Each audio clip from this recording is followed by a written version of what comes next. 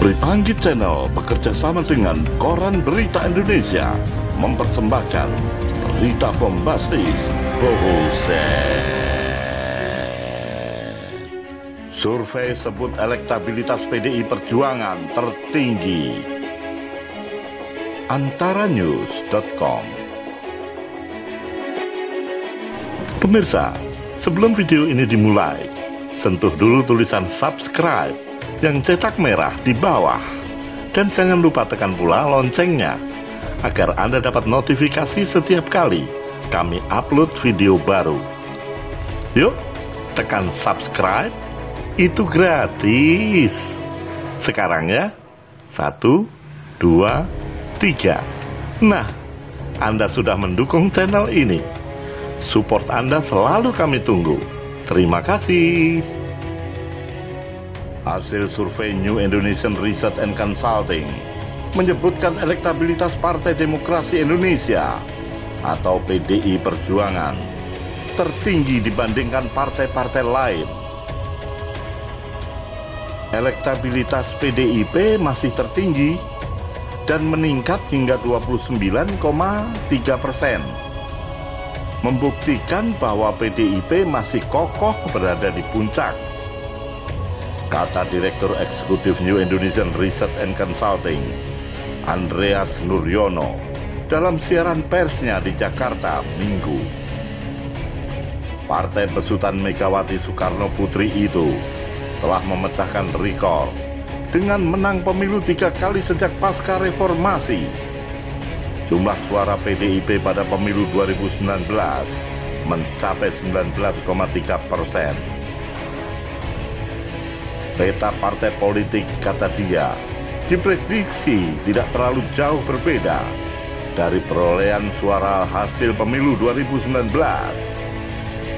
Gerindra dan Golkar tetap menyusul di posisi kedua dan ketiga dengan elektabilitas masing-masing 12,5% dan 9,7%. Perolehan suara sebelumnya hanya terpaut tipis, yaitu 12,6% dan 12,3%. Di posisi papan tengah ada PKB 6,8%, PKS 5,5%, PSI 4,2%, Nasdem 4,1%, Demokrat 3,8%, P3 2,4%, dan PAN 1,6%.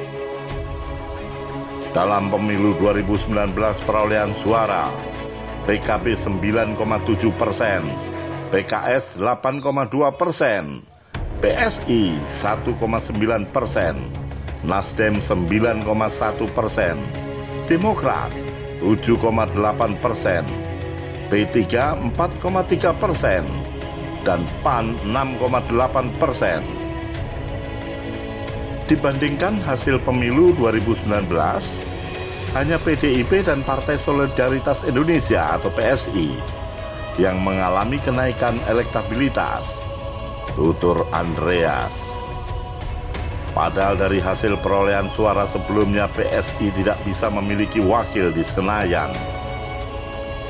Menurut Andreas, kinerja PSI di tingkat DPRD terbukti efektif, sebagaimana PDIP di tingkat nasional.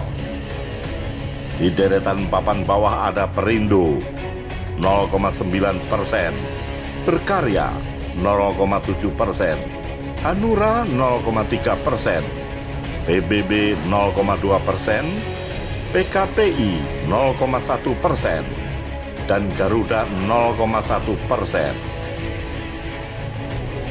Dalam pemilu 2019 perolehan suara, Perindo 2,7%, Berkarya 2,1%, Hanura 1,5%, PBB 0,8%, PKPI 0,2%, dan Garuda 0,5%. Sisanya masih ada 17,1% yang menyatakan tidak tahu atau tidak menjawab.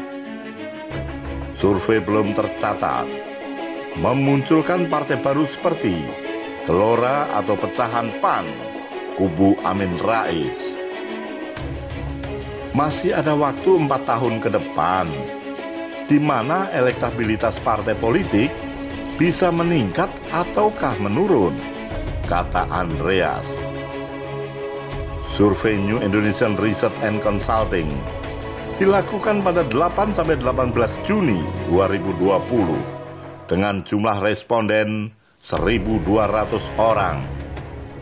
Metode survei dilakukan melalui sambungan telepon terhadap responden survei sebelumnya yang dipilih secara acak. Margin of error sum survei sekitar 2,8,9% dan pada tingkat kepercayaan 95%.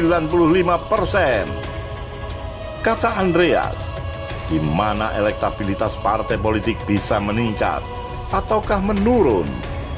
Berita bombastisnya, masih ada 4 tahun ke depan.